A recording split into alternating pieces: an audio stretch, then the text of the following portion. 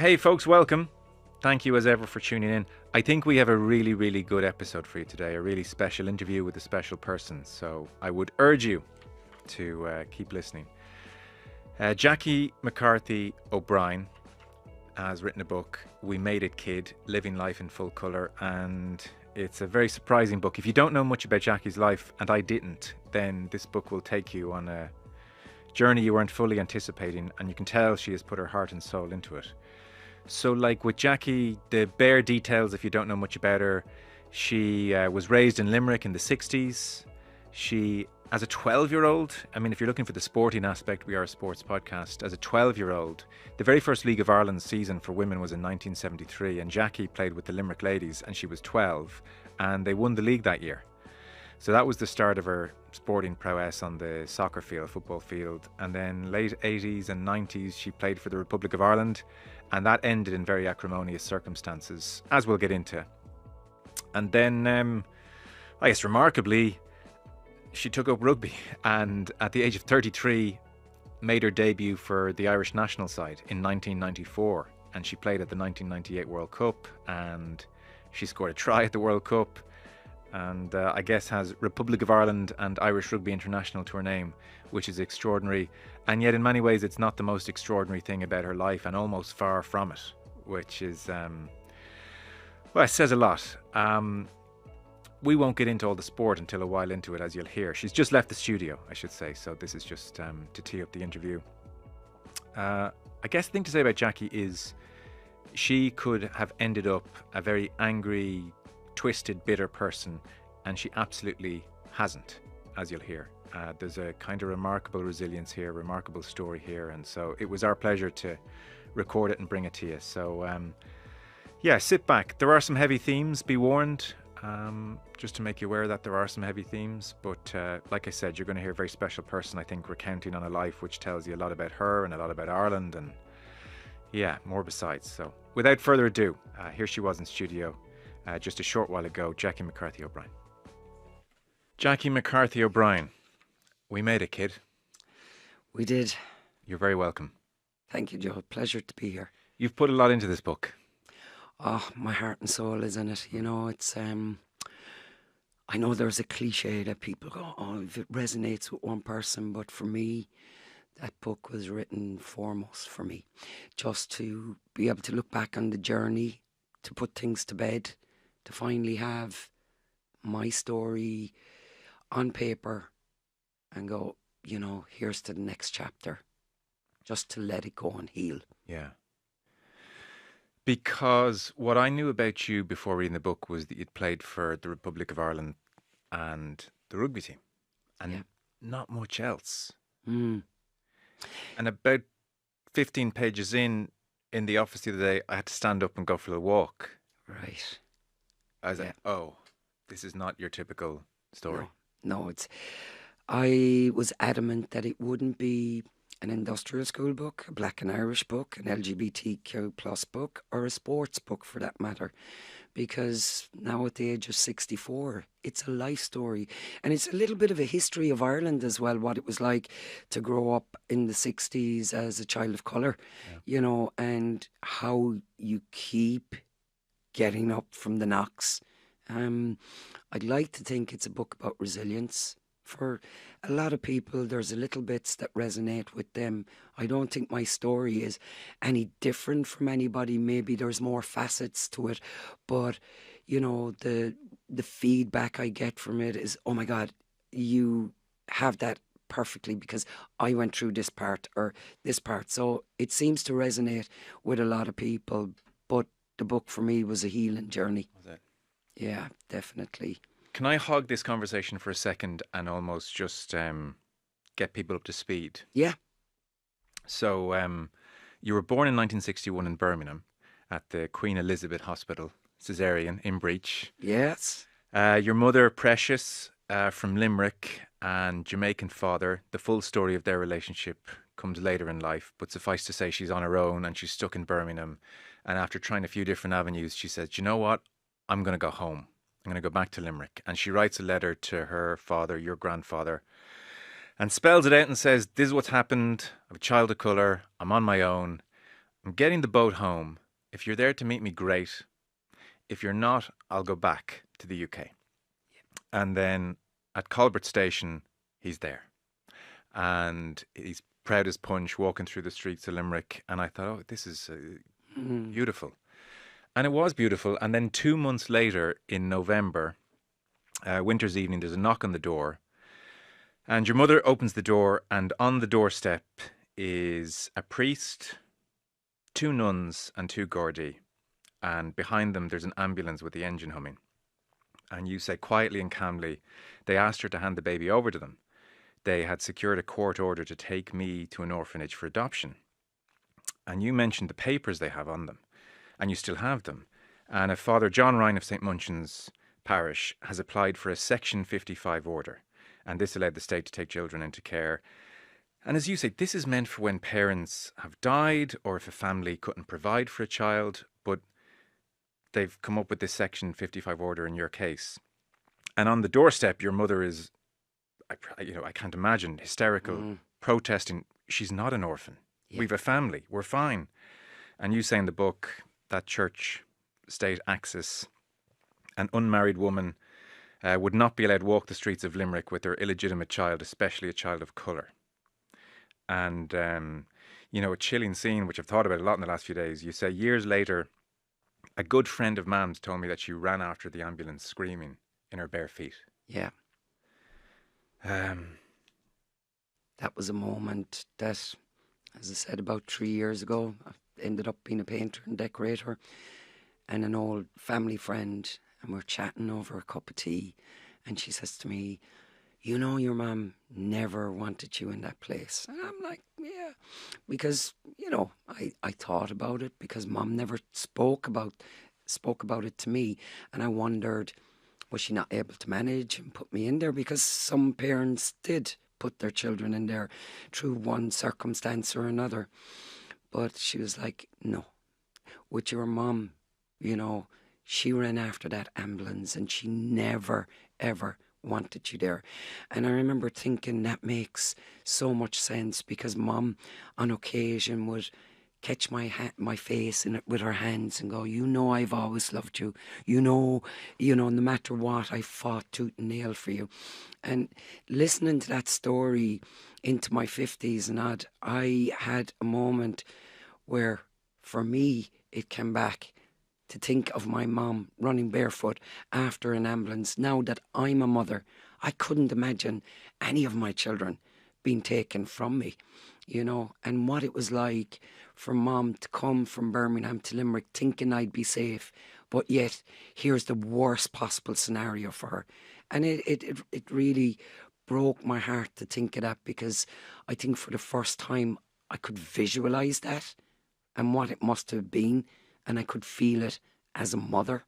So it was a hard moment, and there were the hard parts of writing the book to bring that up again, Only the blink of an eye ago, really, in terms of the lifespan of a state, I suppose. But it's like, it's dystopian, I'm sure your children and your grandkids, when they're old enough to understand this, will just not be able to comprehend that this actually was allowed to happen.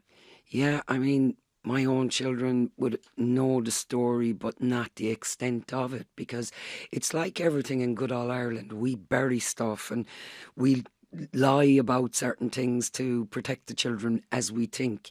The child doesn't need to know. The child doesn't need to know. And I grew up in that era. So I suppose I carried it on a little bit, and I've never really spoke to my children about it. But at the age I'm at now, and having gone to counselling for other reasons about 10 years back, I could eventually look back and embrace little Jackie that I hadn't done. Yeah. And I could see the damage that was done and the trauma that was there. And I'm like, oh my God, this is why I only eat one meal a day, because I didn't get fed very well there. This is why I'm regimental about things, because that was what it was like in that institution, Yeah, it's dreadful. It's just, and so that's your start in life. That's the start of your story. They take you for the first 5 years of your life, because your mum in the background is fighting to get you back, and that does happen when you're 5. But those first 5 years at Mount St. Vincent Industrial School, O'Connell Avenue, Limerick, And again, I should emphasize, and we'll get on to other parts of the book, this isn't an industrial school No. book. It's really not. But it's, I guess, a thread which runs through your life and your formative years and everything. Um, like you talk about, we're scrubbing the stairs and making rosary beads until our fingers bleed as kids. Mm. There was a cruelty to it. Like if you wet the bed, again, you're 5 and under. What happens if you wet the bed? Yeah, you wet the bed, you come down in the morning with your wet sheets in your arm, put a bowl on your head, which meant you were getting no breakfast. And, that bowl is going to fall off because you're standing there shivering, It falls, you're going to get a whacking, and that's it. Yeah. It literally was. Everything with food was done, the punishment was done around food. You wouldn't get a breakfast, you're not having a dinner, and that, to this day, I eat one meal a day. Yeah. So you see the little remnants of that time, but we became very inventful. Resourceful, And whatever. And in the start of the book, you hear about the apple, that we can see for 3 or 4 days on this rooftop that has fallen from the tree. And we're like, we have to go out and get it. We have to go out and get it. We're only tiny kids. Yeah. We open that window, go out and fall through the roof because it's only like a perspex, But the punishment again, because you're starving for that apple, is like, it's manna from heaven, and you just want the bloody apple. Yeah. And again, the punishment. You and Lillian, yes, both bedwetters, come up with your little resourceful plan. We did. As 4-year-olds. But yes. What did you cook up? Well, what we did was we slept in one another's bed every second night or whatever. So there'd be one bed dry, one bed wet, because we were both wet in the bed.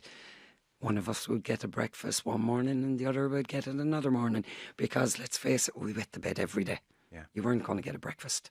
So, yeah, little 3 and 4-year-olds coming up with... But, like, you grow up very quick in the mouth. Very, very quickly. You're going to school from the youngest age. They don't want to be looking after a tiny kid, teaching you this, teaching you that. You just were like a conveyor belt. And after school, that was it. So you just became very, very clever. And I don't know if it's more cruel or less cruel or somewhere in between, but every Saturday your mother is allowed to visit you, but not allowed to tell you she's your mother. Yeah. So this was the thing with them on Saturdays. The nuns on their best behaviour, because there was parents around. So you could go out and play in the yard and you got the nuns not keeping an eye on you, just letting you off. And then all of a sudden you'd hear Jacqueline O'Halloran, which meant that woman with the sad eyes is coming to question me. How are you, Jacqueline? Are they treating you well? Are you getting enough to eat? Are you doing this and are you doing that?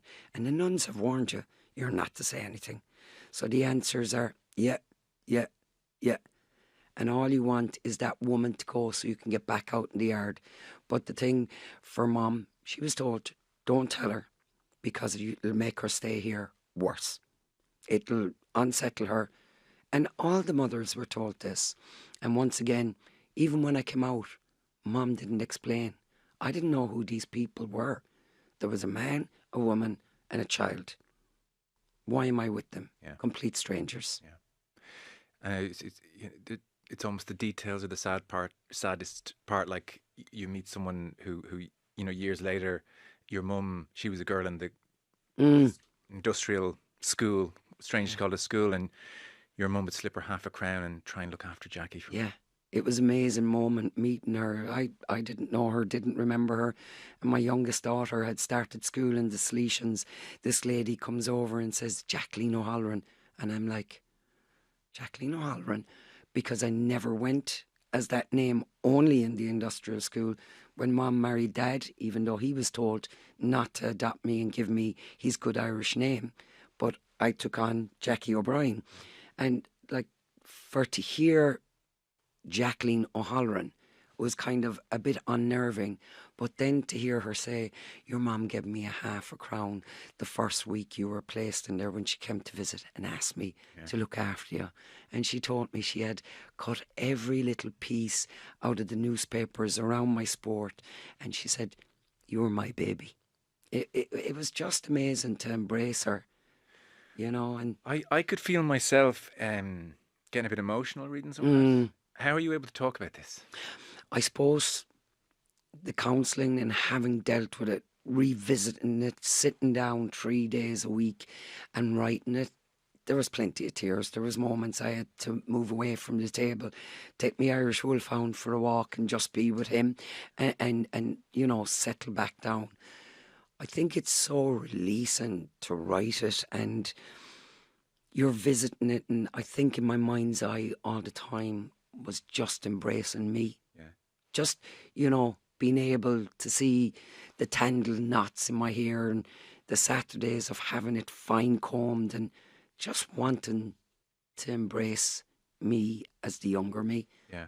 you know. Because that, I mean, it's a, you know, through your life at different moments, there's a very memorable scene when you're much older and Christina Buckley's documentary, Dear Daughter, comes in the TV, and she's got similar to me, Irish mother, Nigerian father, industrial school and in Shakur, and she starts talking about her story, and you're in your 30s, 40s at this stage, Yeah. and it kind of hits you in the solar plexus, and you're in the bathroom sobbing uncontrollably for your mother, and so at different points it does come up, or That was a really poignant moment for me, because my relationship with mum was very fractured. I would have had attachment disorder, where I would push you away because you're going to leave.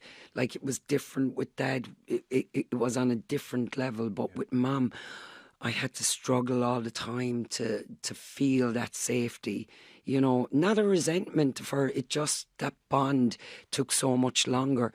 And to hear somebody literally telling your story, the rosary beads and everything, you sit there and you go, did they hear my dreams, my thoughts? How did they know all this? Because it's so similar, the punishment, the food, everything. And I just broke down in the bathroom, sobbing my heart out. But the funny thing was, all I could say is, I want my mum. I want my mum. It was like I wanted the moments that the Mount had stolen from me with her, and without realising they had stolen, there I was in that moment, crying my heart out for my mum. It was just a surreal moment, and I suppose the start of me thinking, how much more did it take from me? What's the other things? You know? And you just embrace it. That moment you embrace the pain, because until you feel the pain, you can't let it go. Yeah. And I had shut off from it. Yeah. So that was the moment it opened up, and I'm asking, what else do I do that is a remnants of that time? What else have I missed? Being picked up and hugged by my mum. I have a little grandson, Mason. I pick him up every day from school, and there was a moment where I picked Mason up one day and I swung him around. He was about 7, and I thought I won't have much longer to do this with him because he'll get too tall. And then I tried to put myself in Mason's shoes and remember being picked up, and then another penny drop moment. My mother didn't get that. I got out of that school at 5. I was 7 before I called her mum and started to embrace her as my mum. So she never got Jackie back to pick up and swing around. And I didn't have the memory of being picked up and being hugged and being loved the way I love Mason. And that was another knee-jerk moment where I just broke down and cried again, even thinking about it now. And it's not about what it took from me, but it's what it took from my poor mom. And there's me being this stubborn person and pushing her away. And oh my God, would I give the world to hold her right now and say, Mom, do you know what? It all turned out okay in the end. I'm happy. You done the right thing. And in spite of what happened in that industrial school, like the book says, Ma'am, I made it. I made it. Don't, feel bad. You done the best you could. You thought you done the best thing. There's no resentment for me. Only so much more love, So you get out at 5, Hmm. and it's as you said, it's difficult. The relationship with your mum is strained. She has married Mickey O'Brien, your stepdad, but your dad from this My point dad on, for he's your me, dad, my hero. And it's funny reading the book. I was braced for, oh God, the evil stepdad part. Yeah. I really was. Yeah. This little girl's look is not good. Yeah. And now here's a man in the house.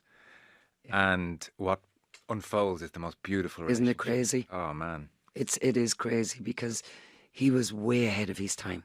Way ahead of his time. Like, he left school at 12, you know, an amazing athlete of a man.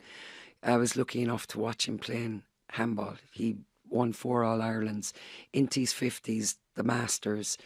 A mean soccer player, you know, when the interpub would be on, the door would be knocking. Will you play with this pub, this pub, this pub and this pub? He had his demons. He was a binge drinker. You know, there was times he wasn't good to mom.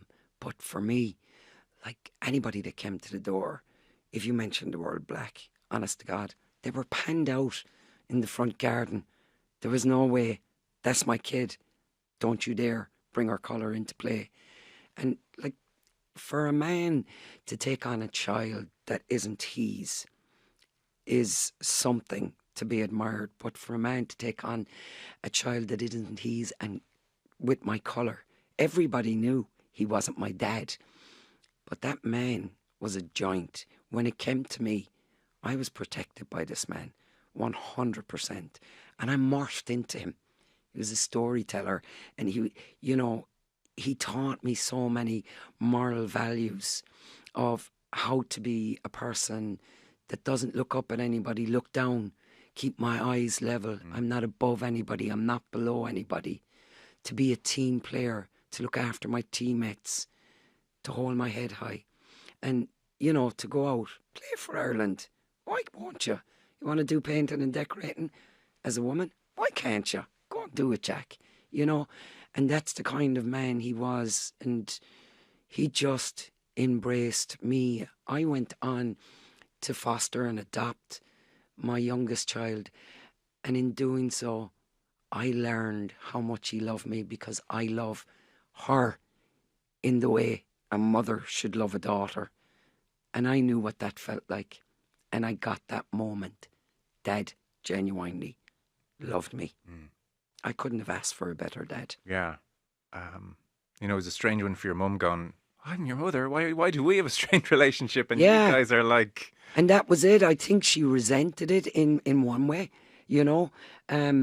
Here I am in all that she went through, but I'm a kid and I can't understand. Mum had medical issues and went to hospital, and within 2 years of me being out there, she's gone again for another 3 months. She's in bed sick. I've got to look after the younger children. So what relationship we'd build was strained again. You know, it was fractured. So there was moments like that that kept popping up. And just as we were getting to a good place, it would break off again, where Dad was constant. Yeah. You know? To give people a flavour of him, because you can't capture a person in the space of No. this interview, but like, you know, you mentioned, say, the binge drinking at times, which was in danger of getting out of hand, and then work was difficult to come by. And after one session, he came downstairs, and there was a bit of probably cynicism about the likelihood when he announced it to the room that morning, but he just said, I'm not drinking and I'm not smoking anymore. Yeah. And he just didn't. And then for work, he got the idea of, let's set up a grocer's in the family home. And it works. Yeah. You know? And then other things, like when he passes away in 2012, your mum goes 3 years after.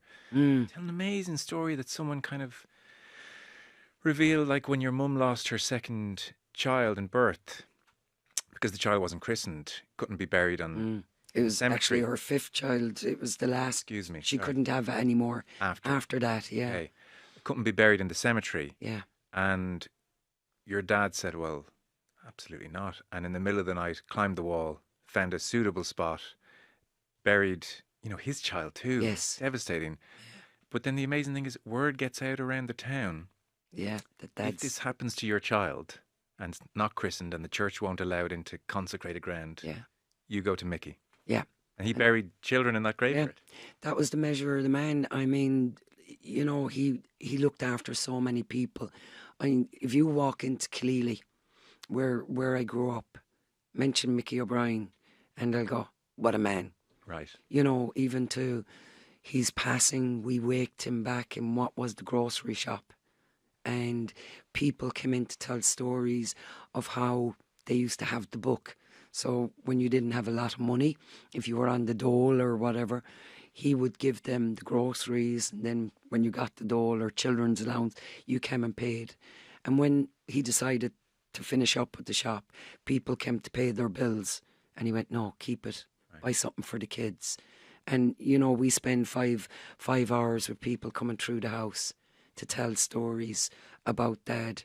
And of course, your dad buried my stillborn child, you know. He was just a remarkable man. He was a man of the people because he saw hard times himself. And we were just ordinary Joe Soaps growing up in a place that work was hard to come by at times. I went off doing Tommers with him. It was where you got cash in hand to do little jobs. And the man was just, he loved his family, and his family came first. To give up 60 a day cigarettes and drink on the one day he watched 3 of his children get married, he bought drink for everybody and didn't touch a drop himself. Because I remember my mother was like bricking it, so to speak. He'll go back on the drink. He'll go back. Not a drop. You know, to his dying day. You're made of strong stuff, you do that. He's an amazing man. Was stubborn as well. If he decided something, that was it. As in, I wasn't playing soccer anymore for Junior King when they didn't pick me up on a day to go to Drogheda, marching me up the road and saying, she'll never play for you again. If she's not good enough to be picked up to take her to Drogheda, forget about it. Yeah, I remember that. And that was it. Heartbreaking. But it was a lesson in that she's of value. You know, Yeah. that's what it said to you. It did. So it's almost a relief, and both reading it and also I think probably in your life, like your love affair with football. There's you're jogging around a pitch and a ball comes over and you boot it back to them. It's like something. It's like a scene out of a movie. Yeah. Yeah. And the coach is like, that was a good kick. Yeah. From the moment you start kicking a football, you're like, I'm good at this. I'm not the only black girl in Limerick. I'm not of the industrial school. I'm not low on confidence. I'm not anything. I'm just a footballer. Yeah. It was like this kind of It was. spam over you or something. Yeah, it's like people would often say to me, did you watch the match last night or did you do this? And sometimes I don't. And the reason being, for me, playing the sport was 90 minutes of freedom. I wasn't Jackie the black kid. I wasn't Jackie the industrial school kid. People weren't asking, who's your mother? Why are you with a white family? Why are you doing this? Where are you from, really? Yeah. And all of that. It was just freedom. I was good. I was 11 years of age when I started. I was part of the First League of Ireland winning team. And my teammates were older than me, and I would have expected the stares, oh, look at her colour. But they didn't do that. All they done was, Jesus, she's got a good left foot. Wow, what a goal. And from then, walking around the streets, Limerick, the odd person coming up, saw your goal last week. And it's like, you're walking a little bit taller. The shoulders are going back a little bit. A bit of acceptance. Yeah. And it's like you're having that moment and you play. And then you're like, Dad instilled, if you're going to do something, be the best you can at it. Hang on a minute. Maybe I could, and my school teacher, go and play for Ireland. Rita Spring, huge part of my life. And, you know, she's saying to me, hold your head up. Don't worry about people going on about your colour. They're going off to the south of Spain or wherever to try and get your tan. You know, and in the summertime it was great. It was of a great colour. But in the winter it was back to Jackie O'Brien, you know. But that sense of being on the pitch, having that freedom, and Mam wanting to dress me in lovely pink and white and whatever, and Dad going, leave her alone, Presh, let her go out and kick a ball. Let her kick a ball. Because he saw that the people in Limerick would embrace me with the sport. But I suppose I played it for a slightly different reason than other people. It was for that freedom and that sense of acceptance in a sports-mad city like Limerick. Yeah. It's beautiful when, like, as an 11-year-old, you're playing for that Limerick ladies team and they gift you a pair of football boots. Yeah.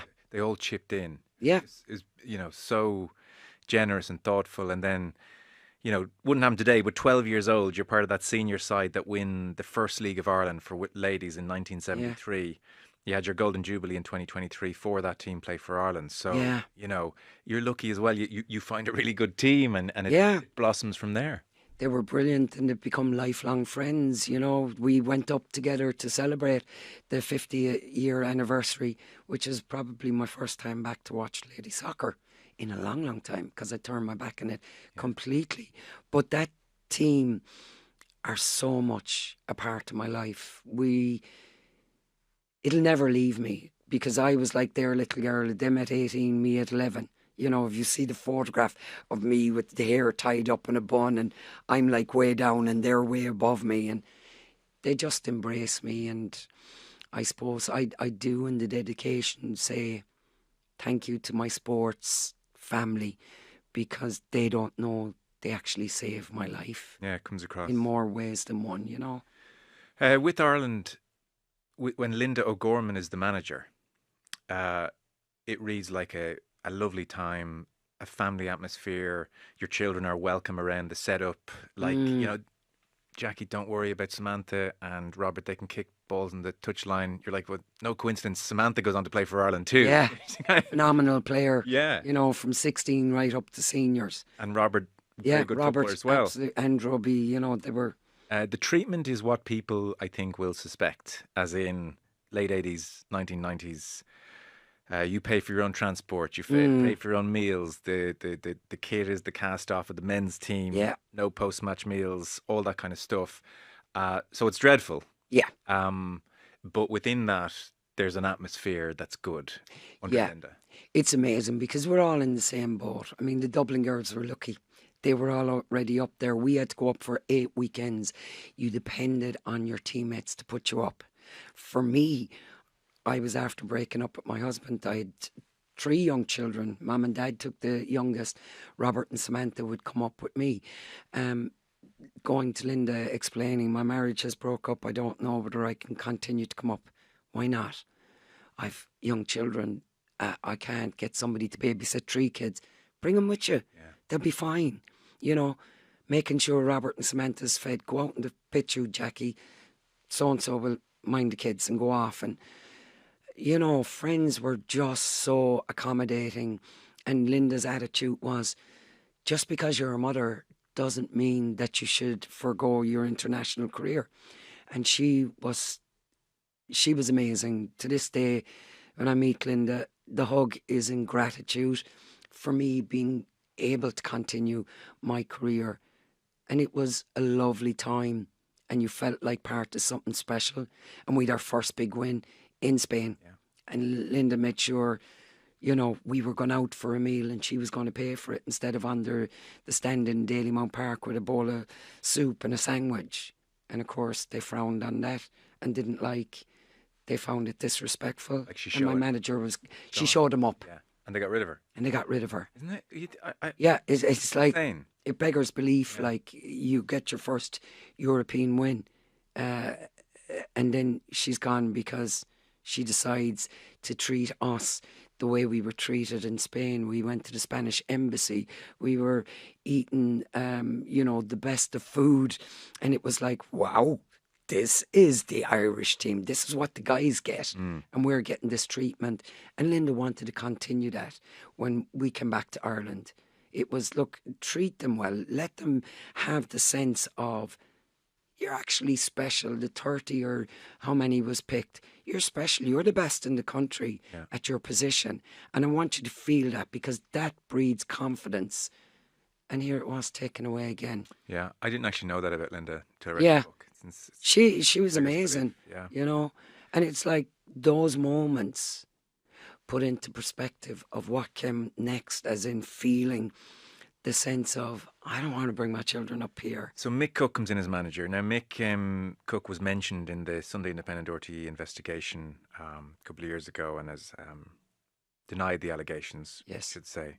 But nonetheless, you're here and you're telling your story. Mm-hmm. So when Mick Cook took over from Linda, you felt the atmosphere in the Irish team changed. There was like an underbelly of homophobia, comments made because lesbian players in the team, and just a man had sort them out. This kind of stuff, boys' club kind of attitude. You know, he brought a thing in where, you know, I would say if I was to ask to bring the kids up, I probably would be told this isn't the kindergarten, it's the Irish, you know. And I suppose some would say, rightly so, if you want to play the game. But we weren't or women trying to play a man's sport. We were playing women's soccer. You know, somebody said to me one time, oh, the women's rugby team or the women's soccer team have gone professional. We were always professional. Now they're getting recognition. And But I thought that I thought that was a really great point that you made, where you said, like, okay, do you want the highest standards in both codes? Of course. But can you recognize differences in atmosphere and sensibilities? Yeah, you can. And so this kind of transplanting of the tough old school, yeah, the men take the abuse, you'll take the abuse, yeah. onto a female environment. Actually, that's not good. No, because it is women. We have different issues that we have to deal with, you know. And that was why I felt it was great to have a woman there. She understood that. Even though Linda wasn't a mother, she was an aunt. Yeah. And she understood what it's like to have children, and you're coming up to Dublin at your expense and everything else like that. You were being totally professional. You were training hard in Limerick, then bringing your game up to Dublin. And why should you suffer? But here we are in this homophobic kind of attitude and boys club thing, and it's like bang, bang, bang. Combative. It's not the way, you know, to get the best. Yeah, you said I felt out of a player. I felt yeah, stupid. Exactly. You know, tell me where I'm going wrong. When a new manager comes in, he'll usually put his own stamp. You might not automatically get on the first 11 and whatever. You talk to the manager. What do I need to improve? Yeah. Tell me. I'll go back to Limerick. I'll work on that and get it. With the attitude that was there, you felt like you were being laughed at. You're right. You know, and it was the boys' club. So that's bad management. Sorry, the homophobia is not. That's more than bad management. But there's the bad management. Then there's the homophobia, and then, in your instance, there's a come up to the hotel room, want to have a chat with you. Yeah. Makes an advance. You flee the room, and that is the last time you ever picked for Ireland. Is that right? Yeah, moments there, you know, where I'm thinking, if you succumb to these advances, you're shagged. You know, you're in trouble mentally. Yeah. You have to deal with that. Yeah. You know, if you don't, and I'll be honest, the first thought was, give him a kick. You're gone. And for me, that green jersey was my sense of identity. I wasn't just losing a jersey. It was everything. And for a moment, I was back in that industrial school because he was taking something that put my head up instead of down. So I had the foresight to tell a friend to come looking for me. And she did. And as I walked out that door, I hoped that I had it covered, that a friend had saved me rather than me having to address. And 2 weeks later, to get a phone call from one of my friends to say, oh, I'll see you in Dublin at the training session at the weekend. Are you staying with me? To realising, hang on, I got no letter. I got nothing. I'm gone. And you know, with it, there goes my sense of identity, my jersey. There's no normal, like, if you got dropped, you'd usually have a chat with the manager. He'd tell you what you have to improve in. I'm not selecting you for the next match. Work on it. I'll keep you on mind. And you eventually get back on. So there was none of that. That was just gone. And there was just a realisation. I'm 32, going on 33, super fit, playing well, still scoring goals for Limerick and for my local club. Top goal scorer. And here I am, finished. My sense of who I am is gone. But I wasn't the only one. The likes of Olivia O'Toole, who, you know, the most cap, Olivia went in as well. Yeah. Other friends of mine that were gay were gone. That was it. He was cleaning out the vampires, so to speak, as they were called.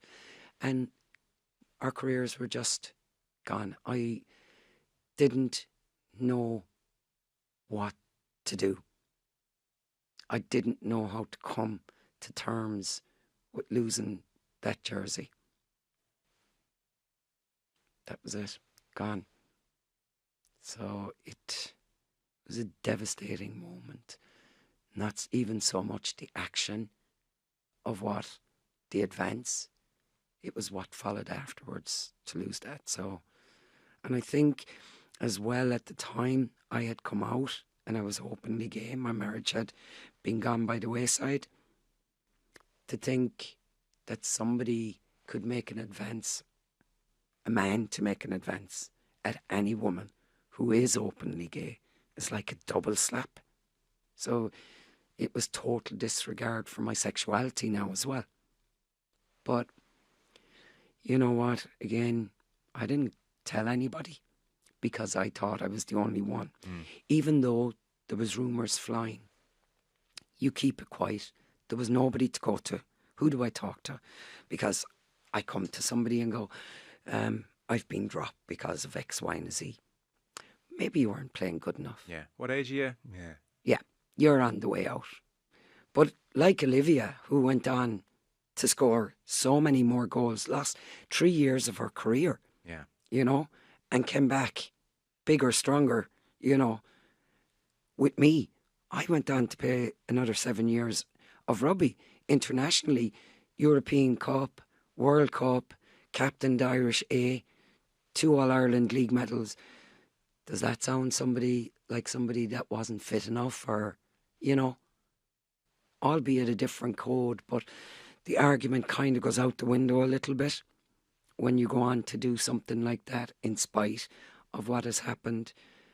But you know what? When one door closes, another door opens. How did you feel a couple of years ago when it all came to light and it's published? And did that give you a sense of feeling better about the whole thing, or did it almost stir it up and make you angry, or where were you? Well, I'll be totally honest as I am. When Marie Crowe came to me and Mark and sat down and said, look, Jackie, have you any incidents?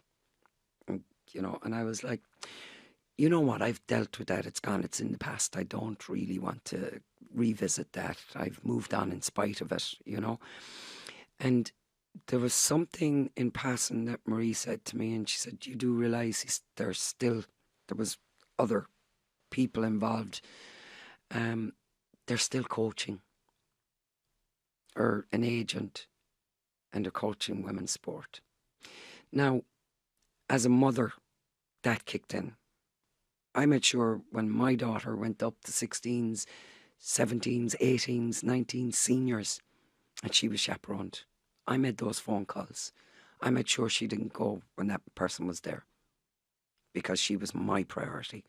And thankfully, I didn't have to take a jersey from her and say, Sam, you're not going. I made sure she was safe. And here I am with grandchildren. And what if they go to play sport? These people are still around young children. And when looking back, you can see the patterns of nearly grooming.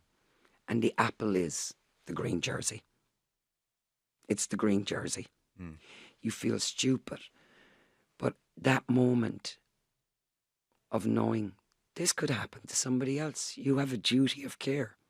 As I know from going through fostering, you do programs, and one of the big things you're told, you have a duty of care to this child.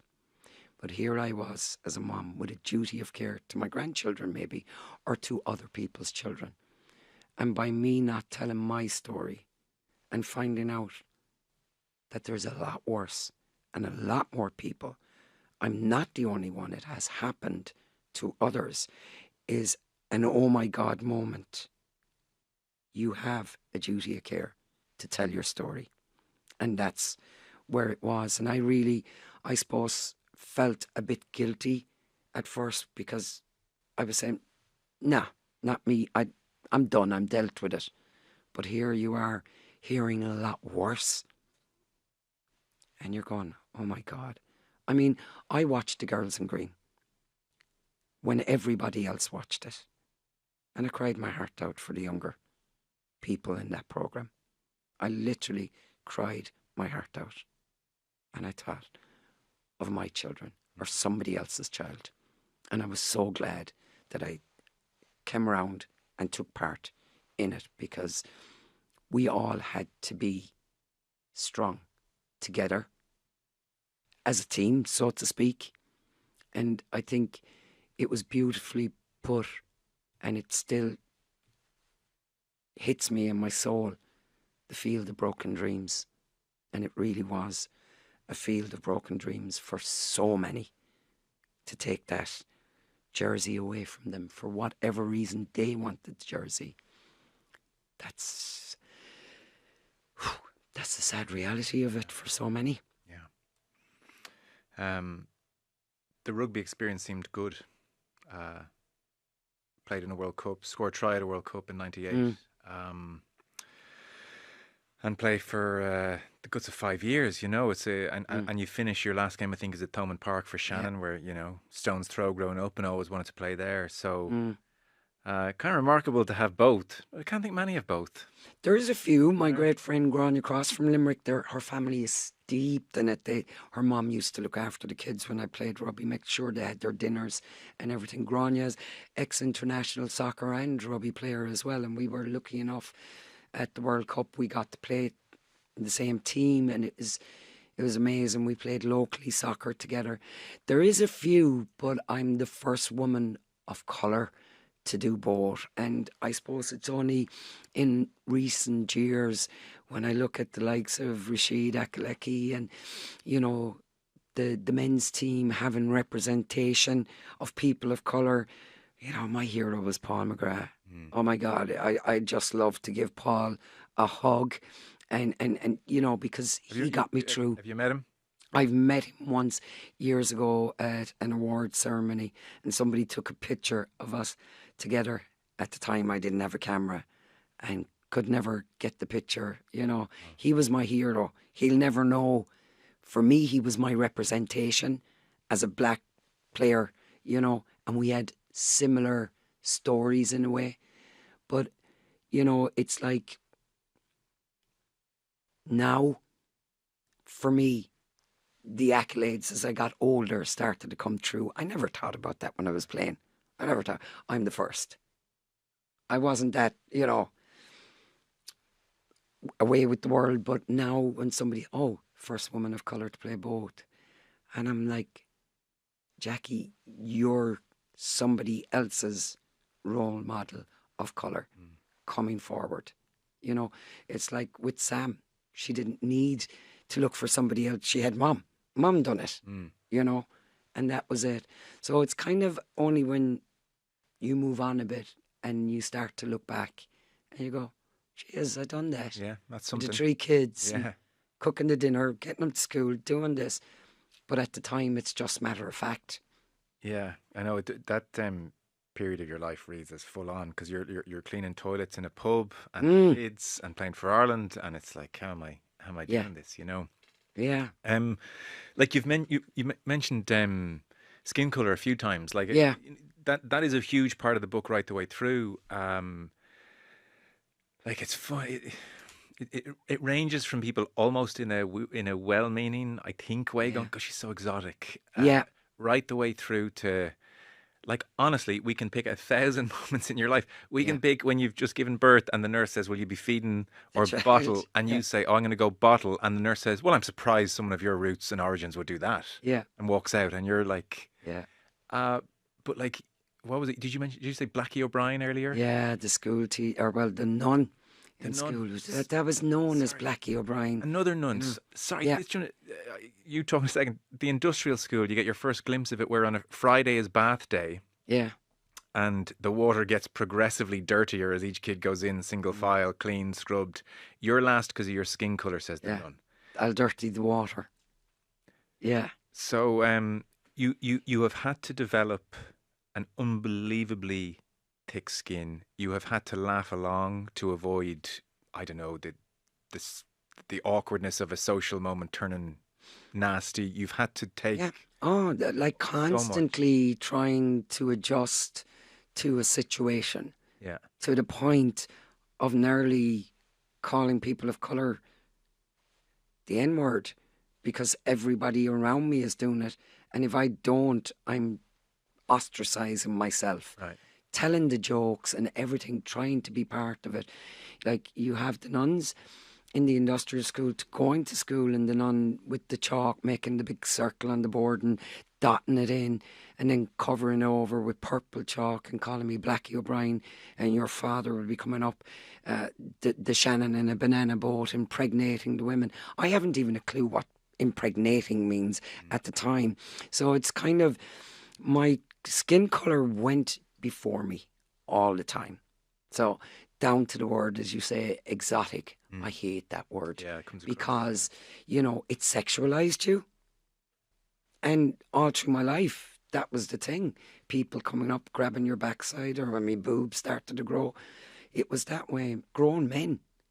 Because that's what they saw. When Roots came out on the television, my life was made a misery. Because now I was Kunta Kinte, and I was Chicken George, and I was Kizzy, and I was the bed warmer, or I was there for whatever, and I should just take it because people were watching this episode by episode as I was. And then the head went back down because I'm less than. Now I know why they call me names. I'm less than anybody else. So I have to prove myself twice as hard. And what I do is I develop a chip on both shoulders. Yeah. I say I was the most balanced person going because I did have the chip on both shoulders. And I started to look at you. Have I got something unbelong to you when you stared at me? And stuff like that.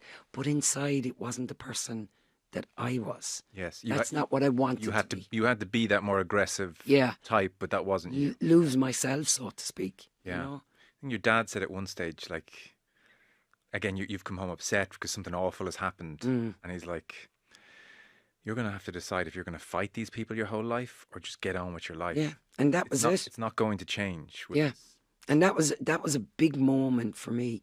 Him saying, you know, look, go out and fight if you want to. I'll get your back. Don't worry about what happens. I'll deal. Yeah. If somebody's hurting you and you want to go out and hurt them back, you go and do it. He gives you a stick, literally. Yeah, he gave me a stick with a nail on the top of it and taught me where to hit him, right in the forehead. Yeah. You know, and I got to the door with the stick and I turned around and said, Dad, I don't want to do it. And he just said, look, Jackie, your skin colour isn't going away. You have it for the rest of your life. You make the decision. Do you want to fight all your life or do you want to make something of yourself and stick it to them in a different way? You know, it's your choice. Whichever one you make, I've got your back. Yeah. And that was it. And mine was, let's go out and play for Ireland.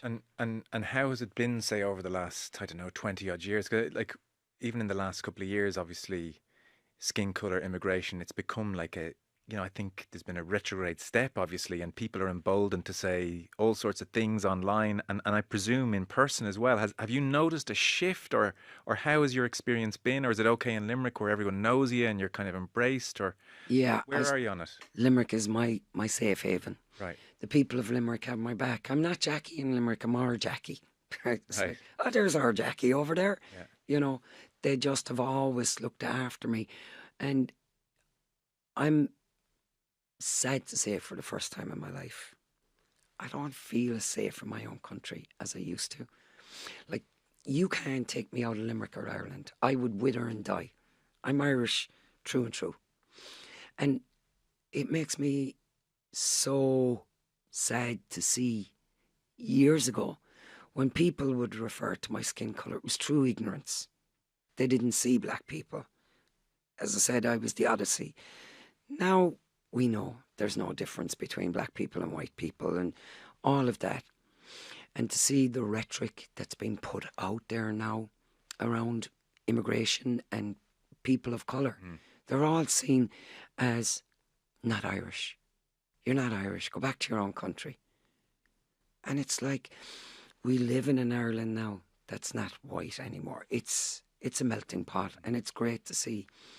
And I wish the Irish people would go back and remember our ancestors, our grandparents had to migrate for work and whatever. We were welcomed.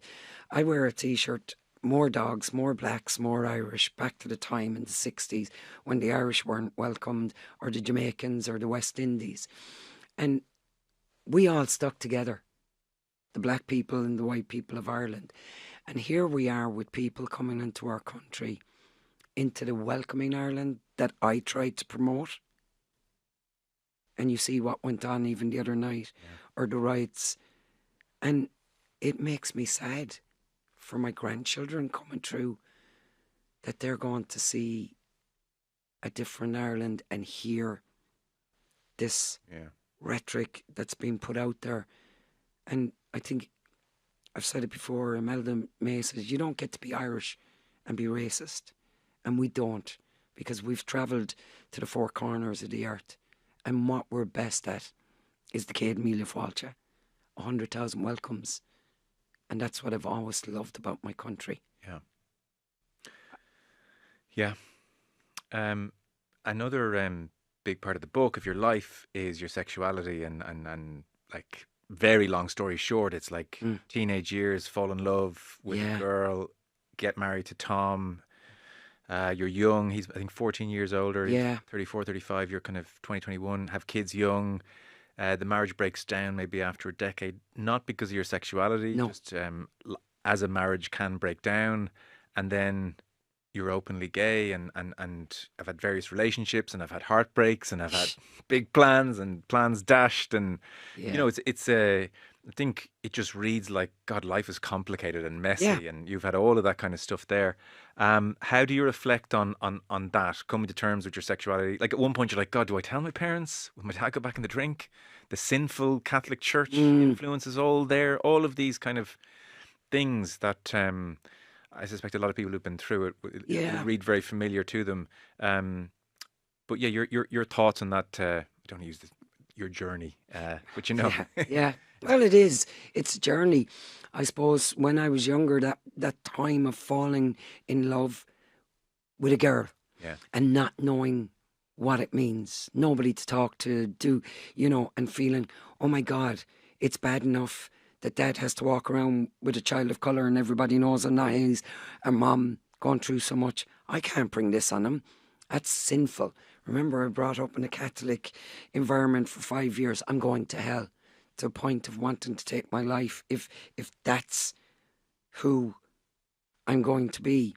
And having that moment of surviving an attempt on taking my life and saying, okay, do you know what? I'm going to put that in a box and move it away. And Rita Spring being there telling me God loves me no matter what. Go out and play for Ireland. So I'm constantly going, God loves me. Go and play soccer. God loves me. And getting married, I fell in love with Tom. Totally mad about him.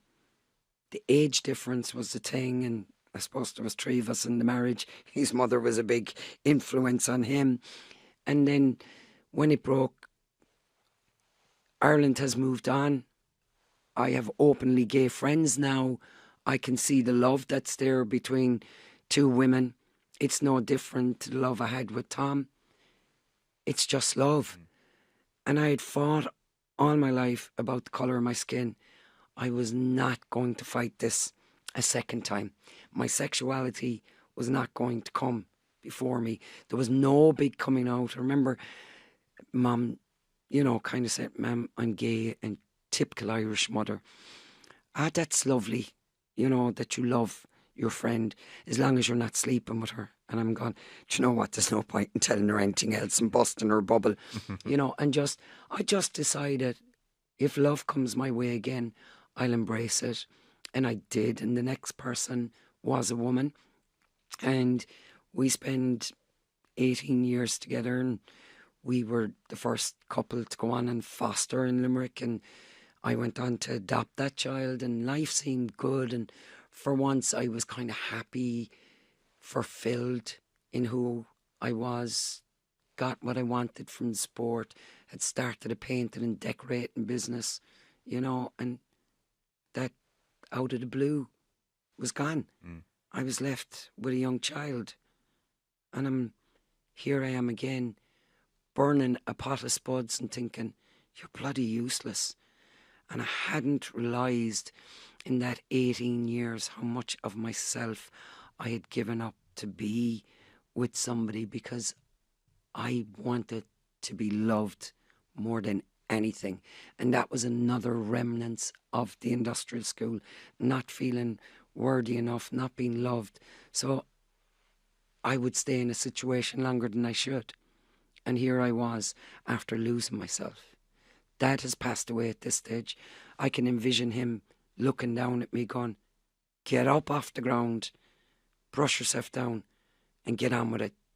Remember whose daughter you are. And having that moment simply by burning a pot of spuds, falling to my knees again and having to get back up. So it just felt after that I had to rediscover me. And luckily the counsellor, John, Fridays with came John. into my ears, and Fridays with John that I gave myself and went back. And while I went for the breakup, John took me back to little Jackie. Slowly but surely, I was going back further and further and was able to put boundaries into place. I was able to get my head up, whether it be what I wanted to dress. I rock a three-piece suit, you know, and for the first time, I went out and I bought a three-piece suit. And it was like, this is who I am. I'm androgynous. I don't want to be a man, but that's what I look good in. That's what I feel comfortable in, you know. And that was it. And slowly but surely picking myself up, being able to put boundaries in place. I didn't even understand what putting boundaries were. Self-respect, as opposed to making yourself malleable so you get the love and Yes. stay in a relationship. Yeah. A bit of self-confidence. Yes. But I'm sure John told you a million times, it's not surprising. You know. Yeah, it was. But it's like, I know some people go to counselling and it doesn't fit. And I didn't come from a family that would have embraced going to a counsellor. Don't be telling anybody your business now. Yeah. Do you know? Don't be telling them. That's for Americans. Yes, yes, that's it. And there was John, but he was the perfect fit, like the plate of sandwiches. Yeah. You know, John had said to me, why are you always the giver? What happens if you don't give? And I'm going, I'm happy to give. That's part of my character. And he said to me, like, okay, a plate of sandwiches, what would you do with them? I said, go around, make sure everybody has one. And what if you don't have one at the end? Ah, sure, John, that's okay. You know, as long as everybody's happy.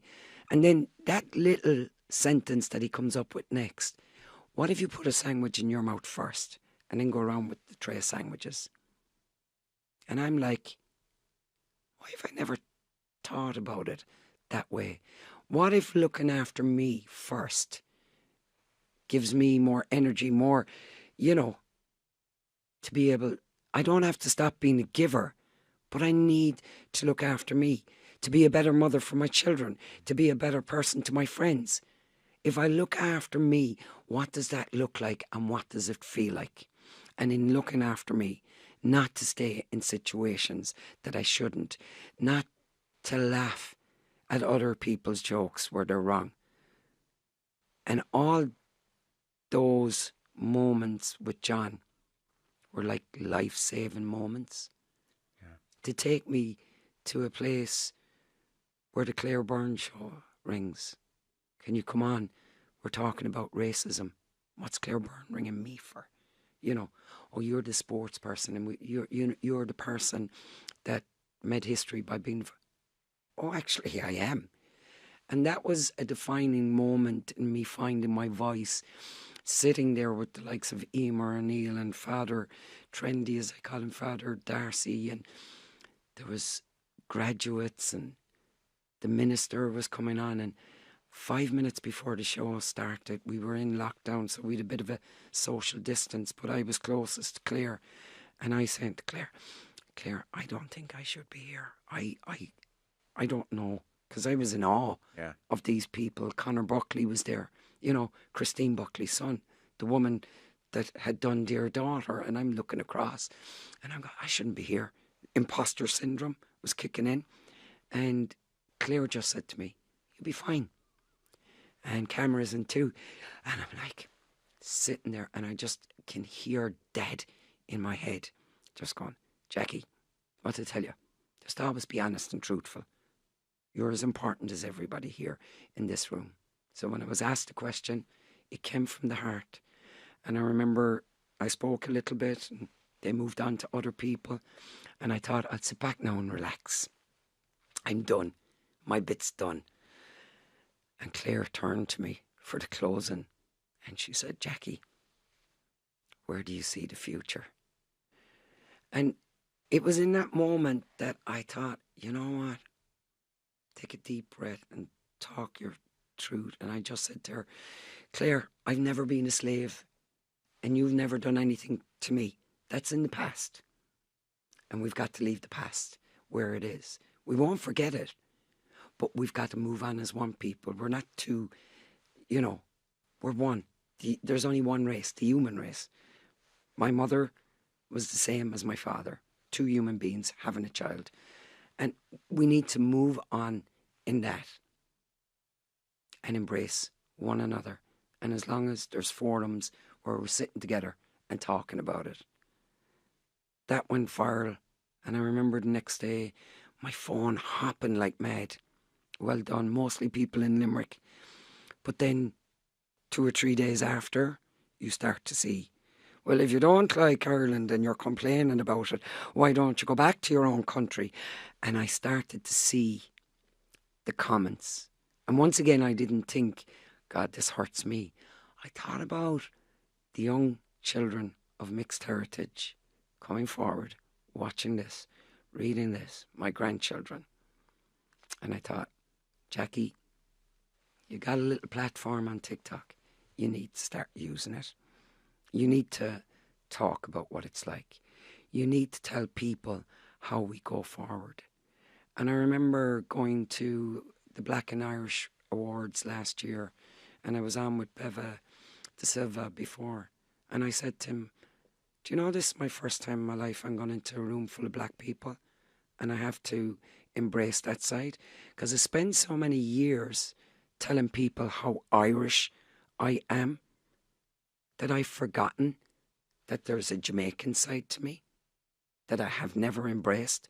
And here I am going into a room to be embraced as a trailblazer for like-minded people and people that look like me, and I feel fake again. That's interesting. And he said to me, that room is going to love you because you've showed the way for other people that look like you that can get involved in sport. I remember going into that room and feeling a sense of love and a sense of coming home in a way. And I remember making a TikTok and saying, guys, I come on here trying to persuade you and tell you, look at me. I'm a mother that does ordinary, everyday stuff the same as you, but I want you to embrace me as an Irish person. I said, I can't do that anymore. To be complete, I have to embrace my black side, my Jamaican side as well. And I'm going to do that from here on in. And one woman left one little message that meant so much to me. She said, Jackie, you're as Irish as brown bread. You're as Irish. When I think of you, you make me proud to be Irish. But she said, now you've got to embrace both sides of you. And Jackie, did you ever think that you might be the person that brings both sides together? And that was a wow. That one little comment that she took made me feel complete. That I can understand where both sides are coming from. I can maybe be the bridge that brings us together, just in an ordinary Joe Soap way. And if anything was to be my legacy, it would be stuff like that, because that legacy will help my grandchildren, who I adore. I want them to grow up in Ireland where skin colour, sexuality, disability, traveller, whatever it is in our society, that everybody just gets a fair crack at the whip. And anything like that doesn't come to hamper or make them feel the way I felt at times as a kid, because it can be a very lonely place. Yeah. And I don't want that for anybody else. And it's not me being saying Jackie, it's just a mum and a grandmother wanting the best for anybody. And you know what it feels like, you know? Like lonely is the word I would have used about reading the books. This is lonely. Yeah. It is. Hey, okay. Amazing. It's not a sports book, but there's sport. Yeah, It's just a memoir, and as you said, an insight into Irish life over the last 50, 60 years, you know. yeah. It's a bit of a history, really. Yeah, I've been there, done that. yeah. So, Life's good now. ah, I've met an amazing woman, and it's like full circle moment. I sold my house that I worked so hard to get out the country, half acre of land, watch my Irish wolfhound running around in it. But when my 18-year relationship broke up, I had been working so hard for everybody else and not for me. And when I got the opportunity to sell up and move back to Killeely, from my bedroom window, I can see Thomond Park, the new Thomond Park. And it's like a full circle moment. I bought a house 2 doors away from the very first house I bought. I'm back where people love me, embrace me, and I have the most amazing woman by my side. And I've said it before, and probably she loves me for all my broken parts. And somebody once said to me, your broken parts are where your light shines through. And thankfully for me, she's the kind of woman that sees that light. And I can't wait for the next chapter with her by my side, because she's a bit like Dad. She's got my back, and that's important. Well, look, you can tell you've put everything into the book.